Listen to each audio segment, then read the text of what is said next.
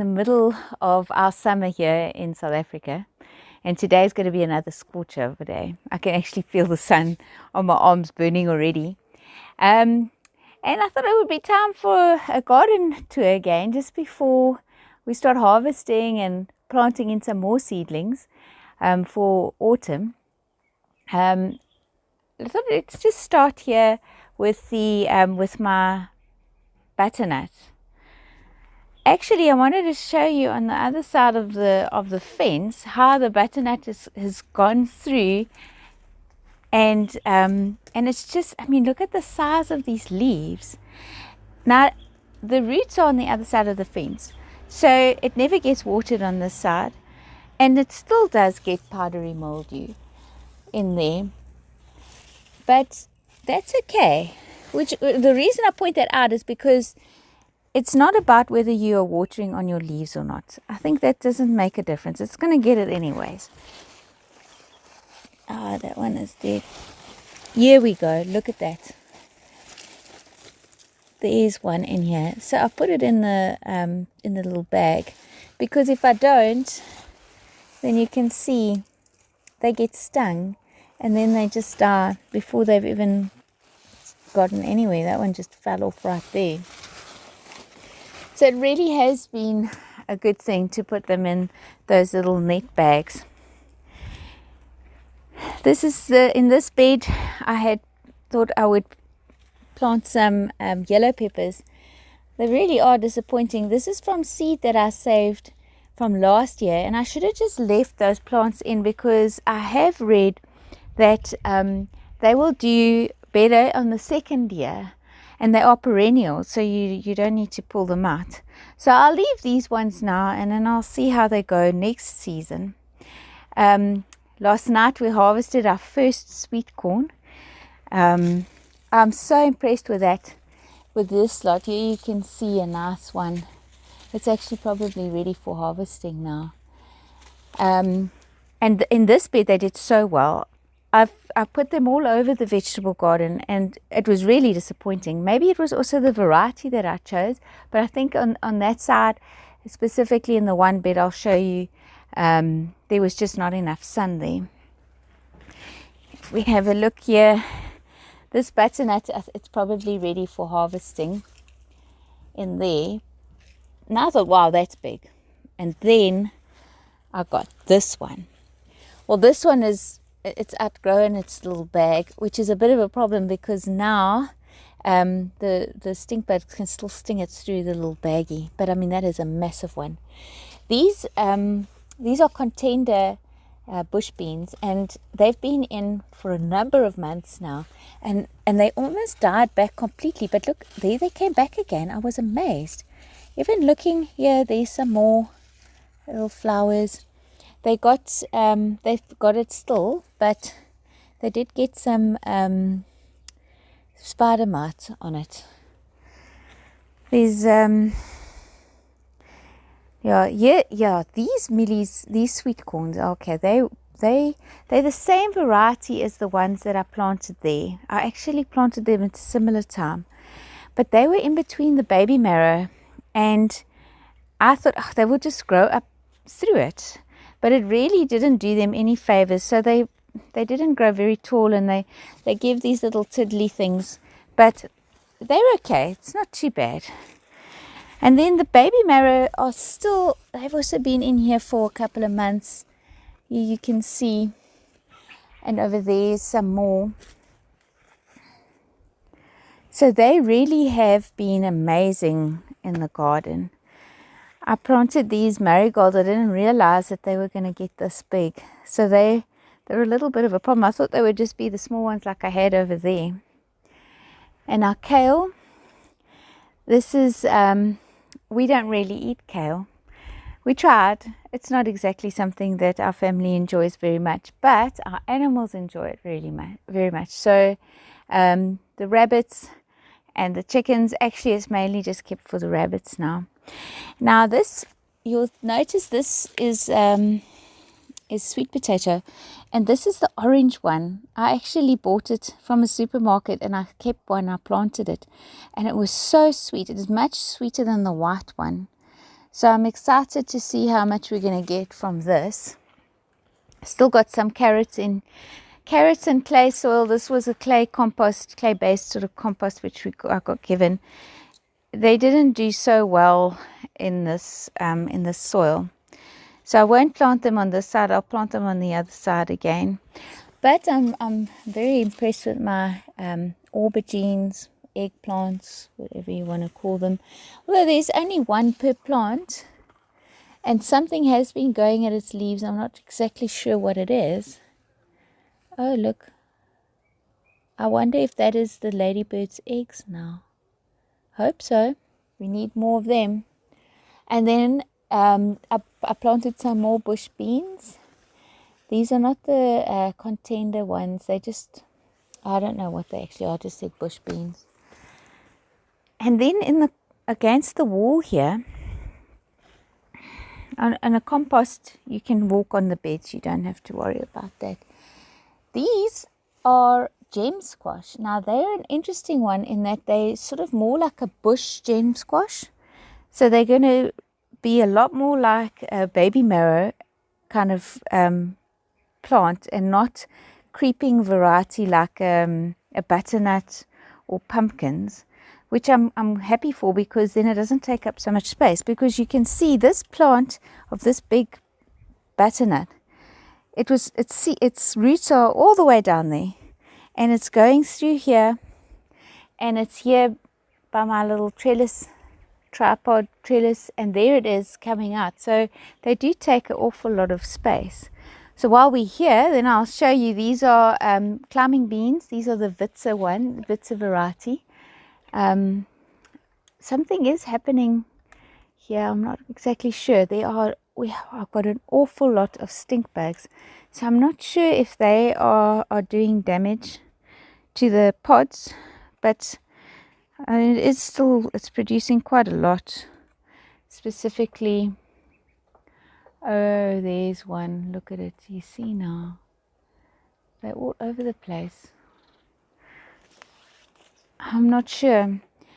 These sweet corn I bought from the nursery, and they're not growing. They're not very big, so I presume this must be the bantam sweet corn. Here's another one. There's just loads of these stink bugs. I don't actually know what to do about them. Anyways, we've had some of these sweet corn. They're not been great. They're quite small, and I love to have the color in the garden as well, just to, just bring the bees and whatnot, pollinators in. Here you can see some more of the Witzer. Now I'll show you when it's how big these beans can actually get. You can see that, and that's quite a decent sized bean right there. I'm going to keep this one for seed. The others are not going as big, and I'm wondering if these stink bugs have got something to do with it. I'm taking chances here, and I've got another tomato plant, but I think our season might be done already. I don't know if it's going to come to fruiting before we hit winter. So here, coming through here is the white sweet potato, which is, like I said, is not as sweet as that orange one. And then my friend gave these. This is a little pumpkin. It's quite a sweet little pumpkin. It doesn't get very big, but I'm keen for that. See what happens there. I think I had about 4 baby marrow plants in here. I've still got 2 which are still fruiting. Here's one, and the other one is coming through on the other side here. But I've gotten a lot of baby marrow. Oh, I mean, you can see this. There's one which I need to still harvest that. And then I thought, I'm not going to bother with planting things in the garden which my family is not eating. So I had such success with turnips, and then we tried to eat them. I even made a bake with cream and cheese, and it's just so bitter. And some of the family members muscled through it, but I had turnips everywhere. I was giving them away. So I'm not going to bother with that again. I'm going to plant things that we enjoy and that we eat, and all which I can give to the animals. So that's why I've got some seedlings from the nursery. There's a frilly kale.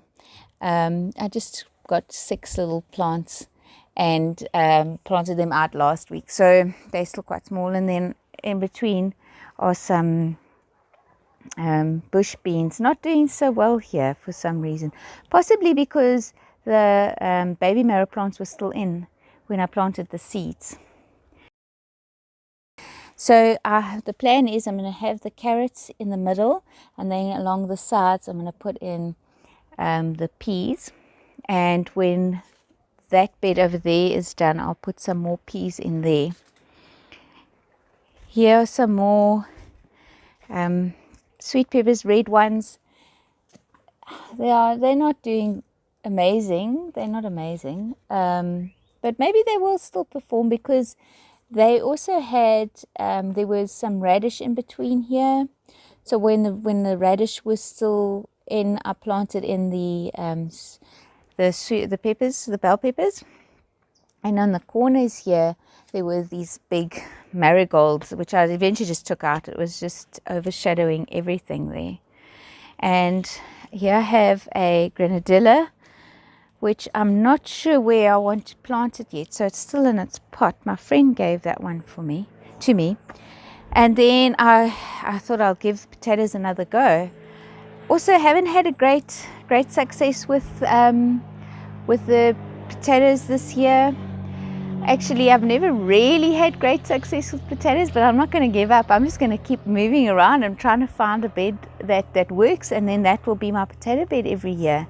When you've got a garden this size, you don't have the luxury of crop rotation, and it's actually been disproved in many gardens. People are saying it's not really necessary.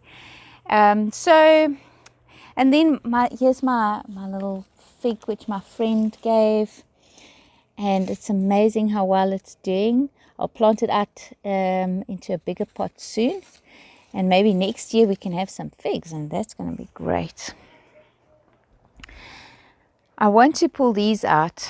These are these marigolds are just too big, so you can't really. I'll maybe plant them in the front garden, and then I'll put in lettuce here. I just have been in between deciding what I want to put here, because it doesn't get that much sun, this bed. So it'll get sun now, and then as soon as the sun moves over, it doesn't get sun for the rest of the day. Although in winter it does get more sun. And then this is really just a little nursery that I've got here. These are wild plum, Hopophyllum caffrum, which have come up trees from the one we've got. And then there are some avos, and these are coral trees, which we'll plant out in the Barkens Valley, the coral trees. Which, and then in this bed I have some more beans, bush beans. I like the bush bean because you don't have to put a trellis up for them. And they're really sweet little, we eat them raw most of the time. So then they're nice and sweet. This is more a herb bed where we are now. I think they call this African blue basil. And there's some rosemary, oregano, and thyme. And then I needed some more lettuce for the rabbits, so I put in some more there. The gooseberries are coming up again. I keep cutting it. I want it more in a bush.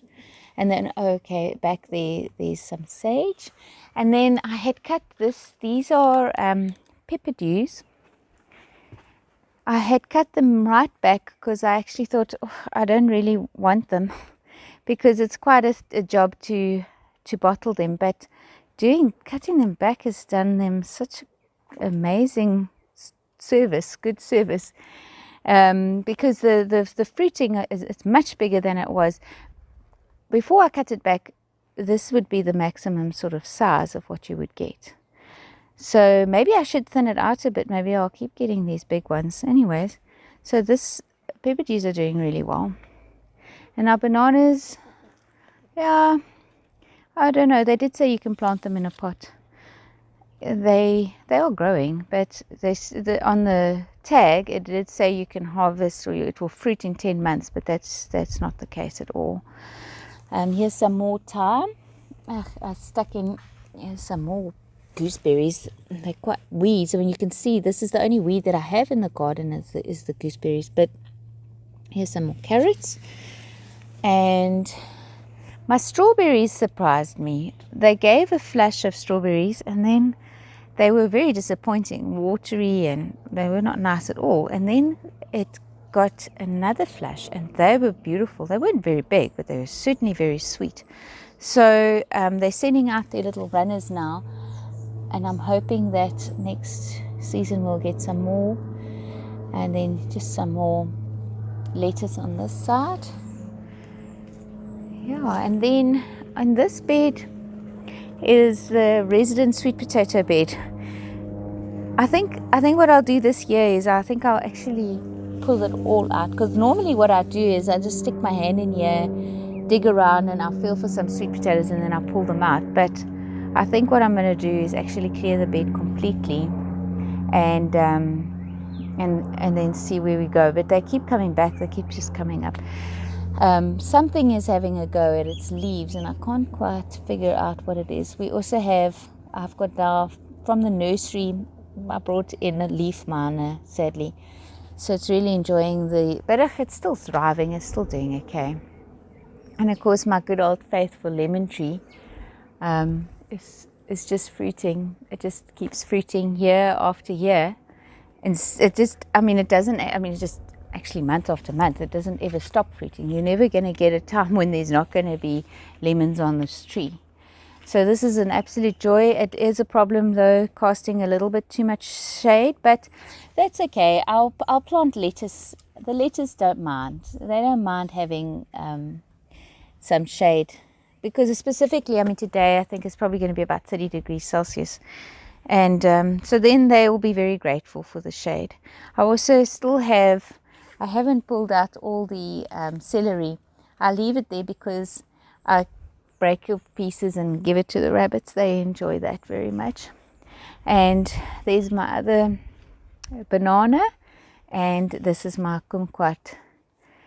And also I didn't have a great flush on the blackberries this year, and I do find it a bit confusing because I'm not always sure when they speak about pruning it, and then there's something about they fruit on the second year's cane. So then I'm thinking, but if I'm pruning it, then I'm going to cut off this. Then I don't know. So I pruned it, and it looks great. But I'm not going to prune it again now in winter. I'll just leave it, and then we'll see how it goes in the next growing season. It wasn't as good as I'd expected, as what I've had previous years. Yeah, so this is my vegetable garden. We're starting to change over in season, so I've got to start preparing for winter crops, and we're busy working on the grow house, or a little grow tent. It's almost done, so then I can put my seedlings in and start to plan for our winter crops. I hope you enjoyed that little tour, and I hope it was informative for you and you learned something. And if you like that, then like and subscribe and share it with your friends.